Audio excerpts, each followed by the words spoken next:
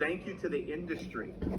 I know you don't know me, but when I was 19 years old, 19 years old, I had to figure out how to pay for my college education.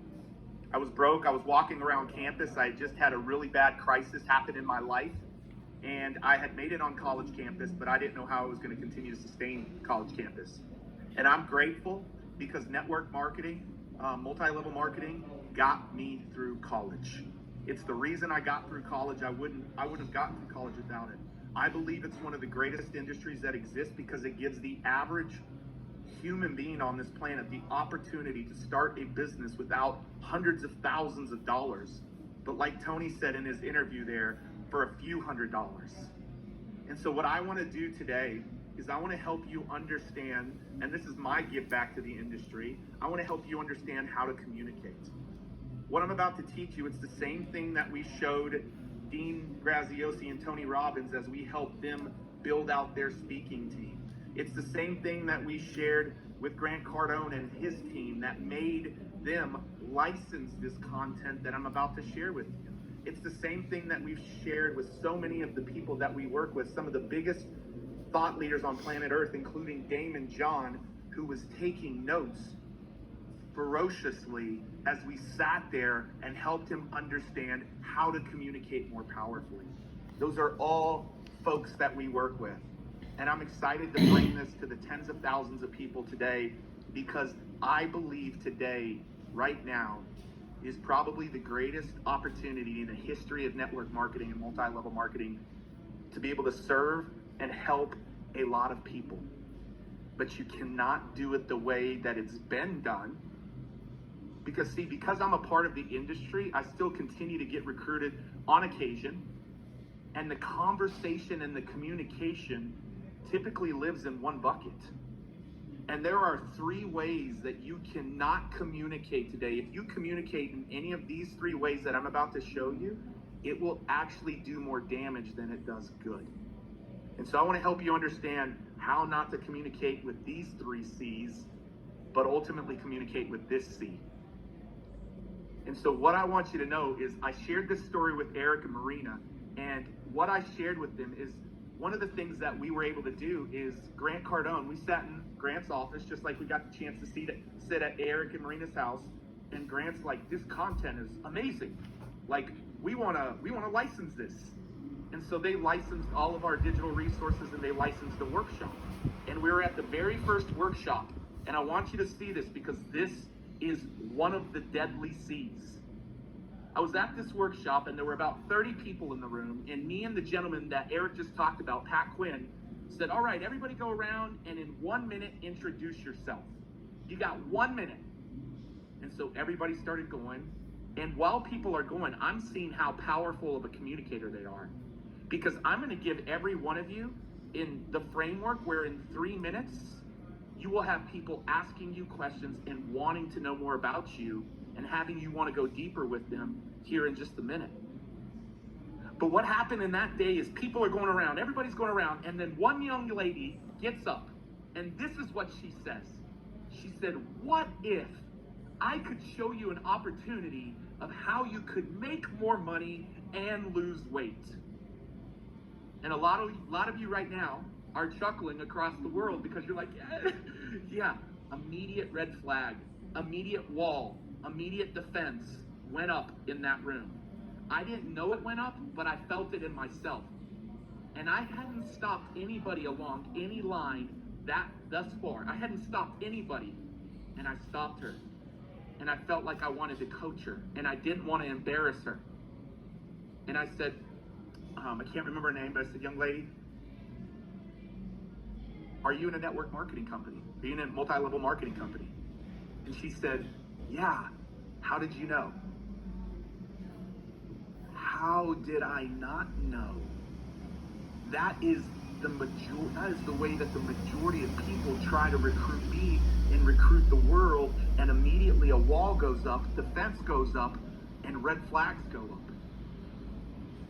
And we began to reshape it and said, listen, I'm not, and then by the way, I told her that, I said a red flag went up and a wall went up and the defense went up right away. 29 other extremely successful business owners in that room all of a sudden, and I didn't know they were going to do this, raised their hand and said, yeah, me too. A wall went up for me too. I was like, no, that's not what I wanted to do. That's not what I meant to do. My heart was to help coach her. So I said, guys, I want you to see the power of this framework that we're about to coach her in. And so I worked with her. Pat Quinn worked with her. I know you don't know Pat Quinn, but he's a part of our team. And a couple of hours later, we did like a 90-minute masterclass with her and the people in the room. And then she came in front of stage later because everybody had to present their 2 to 3 minute talk. I think it was a 3-minute talk. And she started like this. She said, from the age of 5 years old until 12 years old, all I could remember was being bullied and abused for being a chunky little kid. And all my life, I tried to figure out all the things I could do to change that because it hurt bad. It really hurt. I remember when Billy did this to me when I was in 2nd grade. I remember this story in 6th grade. I remember this story in 9th grade. And nothing worked. I was trying everything. And then she went on to continue to tell the story. And you could hear a pin drop in the room. And you felt goosebumps just like I have right now on my arm. You see, there are 3 deadly C's that I believe in the midst of what's going on in this C, meaning this crisis, that if you fall into these 3 C's, you might get some short-term wins, but it ain't going to be long-term success for you in the way that you communicate. So the 3 ways that I do not want any of you to communicate today, number 1 is what we corrected her on. And what was that? What was she doing? I call it the cheesy communication of network marketing. Eric knows this, Marina knows this. We're on a mission to stamp these 3 C's out, but especially the cheesy communication of network marketing. We are on a mission to stamp that out. So right now, it is not a time to be cheesy or be cheeseball or talk like that. And I think a lot of people who are part of this community, you've learned from Eric and Marina, so you understand that. But I want to reinforce that. It is not a time to start being cheesy in your communication. And by the way, good economy or bad economy, I want that to get rid of. I want that to get rid of. So, first C that we got to get rid of is that. The second C, and these all came to me. Right now, in this time and age, you feel like you can cut to the chase. That's the second C, cut to the chase. My neighbor lost their job. I'm seeing tons of people firing or having to lay off people, not fired, but lay off people. And all of a sudden, they feel like now is the opportunity. I just got to cut to the chase because I want to help them. And you cut to the chase, and a wall goes up immediately again. This imaginary wall that you can't see, she couldn't see, but everybody else in the room felt. And so it's not a time to just cut to the chase. We'll get there, but we can't cut to the chase. That's the second C in this economy that you might be tempted to do. Hey, laid off? Let's talk. No. Laid off? That's why you should have been working at home. No. Laid off? Don't have a job? We can help. Let's be really cautious there. Let's be cautious there because that's the second C that maybe gets a little bit of short term, but it ain't going to have long term. And the third C, and this one is super important right now for you to understand. You cannot try to lead with the C, which is cash. Once again, you might be tempted to lead with, hey, cash, cash, cash, cash. No. No. Do not lead with that C. So cheesy, I want no market. Cutting to the chase and cash might work in other markets, but it ain't going to work today. And you're going to turn more people off than you turn them on to what you're doing. And right now, you all have the power in your hand to literally shift what's happening in our world today. You have the power in your hand to help people rise up in the midst of chaos and crisis and fear if you communicate well, if you communicate powerfully. And so what is the C, Pete? Okay, I'm not going to be cheesy. I got to figure this out. I'm not just going to cut to the chase. I'm not going to lead with cash, meaning leading with the financial opportunity. What do you need to do, Pete?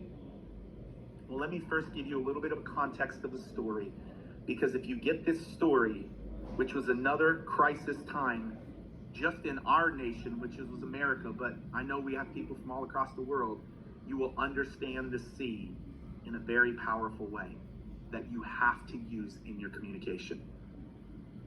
You see, what you don't know about me is I had a terrible, terrible relationship with my dad. Awful.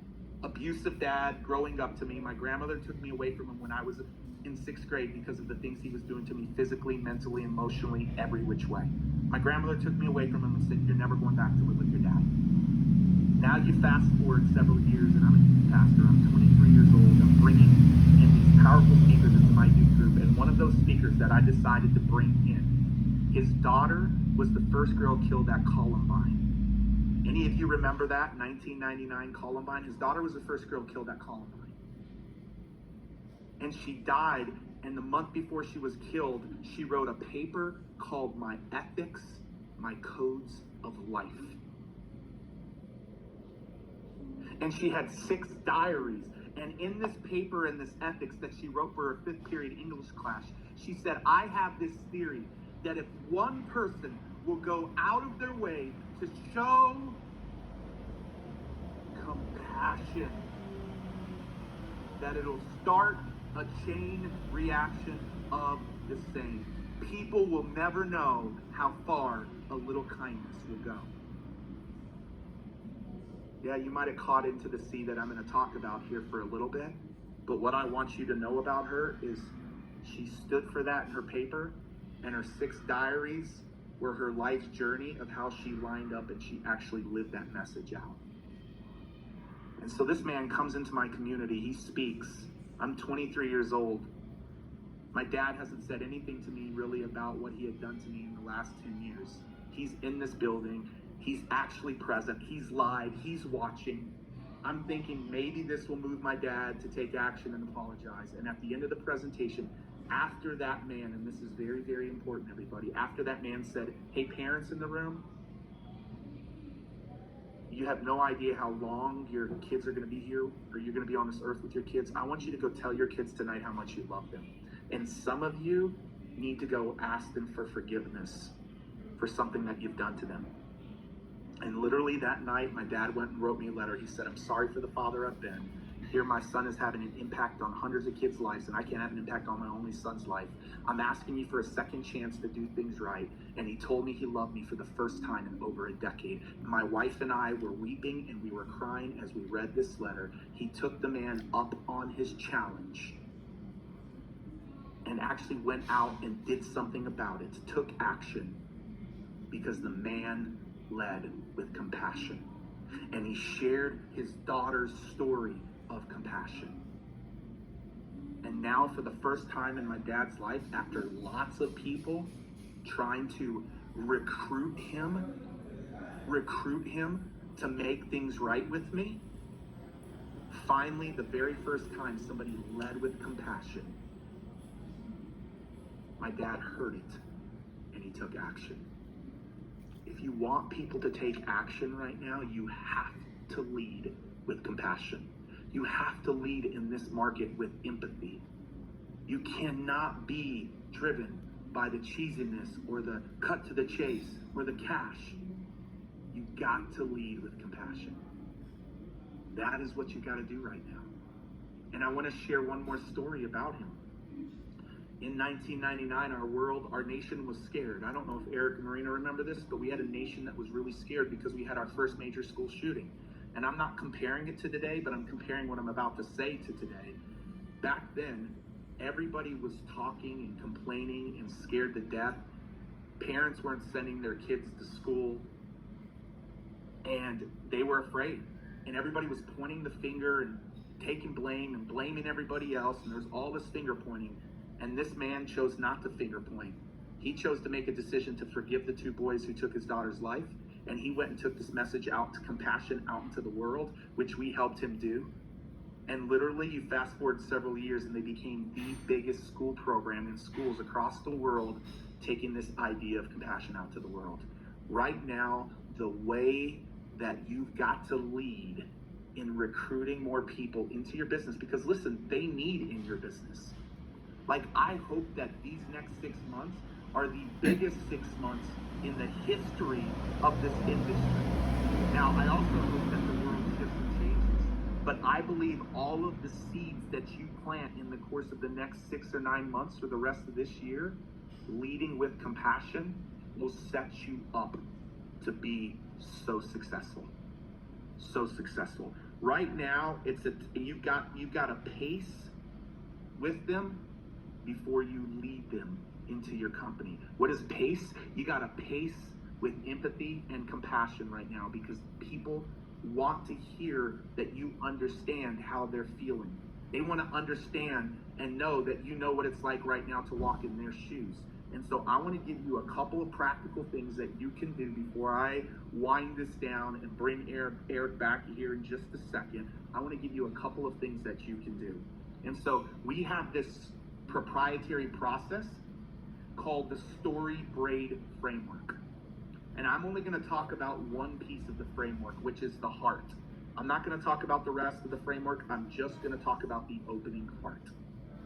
Like right now, if you can lock and center in on the hearts of humans and lead that heart, lead with compassion, be the one who communicates with compassion, and you win that heart, they will be in your business. They will be a distributor. They will be a customer. More likely a distributor in today's markets. Really.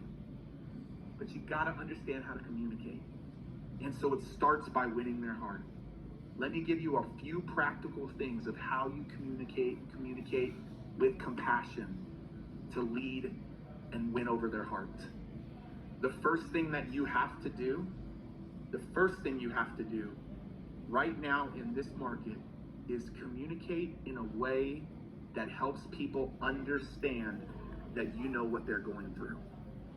Not about your business opportunity, not about your product. Like, man, the world is hurting. They're losing jobs. They're losing their finances. Like, you've got to make sure they understand that they can find themselves in you. Like, that you can connect with their heart immediately. Like, connect with their heart immediately by making sure you're actually real and transparent and compassionate and communicating in a way that helps them understand that you know what they're feeling. People don't care how much you know. They want to know that you care. Maya Angelou has an incredible quote that I love around that. They'll forget what you said, they'll forget what you did, but they'll never forget how you made them feel. And if you feel cheesy, if you feel cutting to the chase, and if you feel cash driven, they will pick up on that, and the wall and red flag will go up in their subconscious. You want to break that wall down? I'm giving you the power, and I'm trusting that you guys will do this in an authentic and sincere way. Is you've got to first connect with their heart by them understanding that you know what it's like to be walking in their shoes. Whether you're putting out content on social, you're recruiting people to come to some of your conference calls, like the messaging has to be that. The second thing you want to do with this heart, the second thing you want to do is now the guards are down a little bit because you've connected with them. People now are more open to having conversation, and they don't want to see that you're this extraordinary person driving this amazing car, living in this incredible house, debt-free, set for life, semi-retired. That's not the conversation that's going to happen now. They want to know that you're ordinary and that you've walked in their shoes before. And you've got to know what their shoes are right now. Listen to the market right now of where it's at. I'm asking people, how do you feel right now? Like, what is your biggest concerns? I'm asking our community that, and they're telling me. And as they tell you and you listen, those are the words that you got to hear, because you've got to make sure that you relate, that you are ordinary, and that you've walked in their shoes before, that you've faced crisis before, that you've went through it before. And then, and only then, do they want to know that you're extraordinary and that you've gone somewhere that they want to go, but it was from some place of crisis or difficult times or hardship. It doesn't have to be a financial crisis. It could be a relational crisis. It could be a health crisis. It could be something that shifted it and turned it around. Once they know that you are ordinary, they then want to know that you've done something extraordinary, because that's ultimately where they want to be. But they don't want to be there until they know that you know what it's like to walk in their shoes today. Man, I hope you guys grasp that. I really hope that you get that, because that is an incredible piece. And so the second thing that you want to do in this opening heart is the ordinary and extraordinary. Make sure people understand that you've walked through that, but you've gone somewhere that they want to go. Because now that's going to open up the conversation with them beginning to ask you questions. And the third and final thing that you want to do just in this opening heart, I'm not even talking about the head, the hands, the heart. I just wanted to bring you one nugget around the opening heart. One nugget around the opening heart.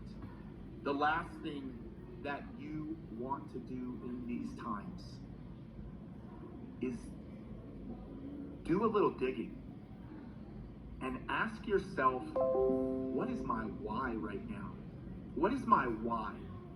What is my why? Like, what is my why? And here's the criticalness to this. You want other people to find themselves in your why. And so my why is that I want to help our community get on 1 million stages by 2027 to share their messages and their stories with the world. And now I've even shifted a little bit to say, I want to help our community get on 1 million stages by 2027, and the number one stages that they're going to get on is our virtual and digital stages, because there is an abundance of them that they can do straight from their own home.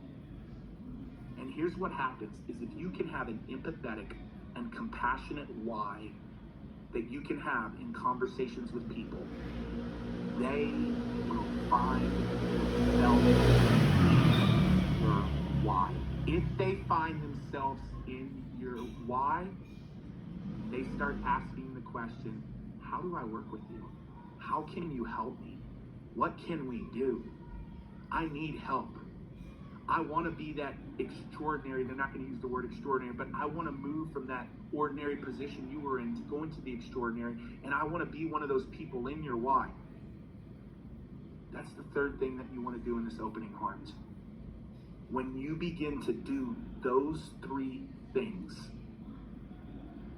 the game shifts. The game shifts. People feel connected to.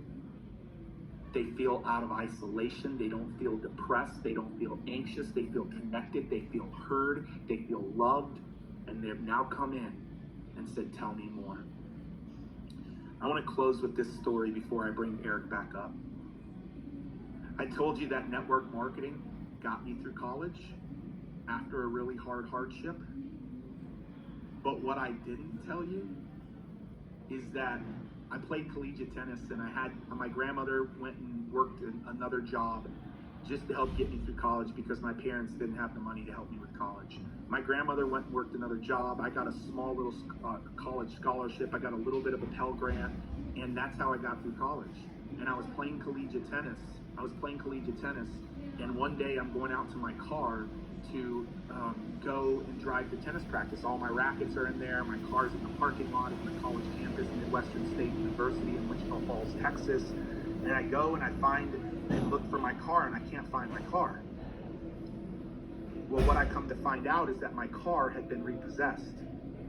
And it was the gift that my dad had given to me, but my dad wasn't able to afford the payments, and he didn't tell me that.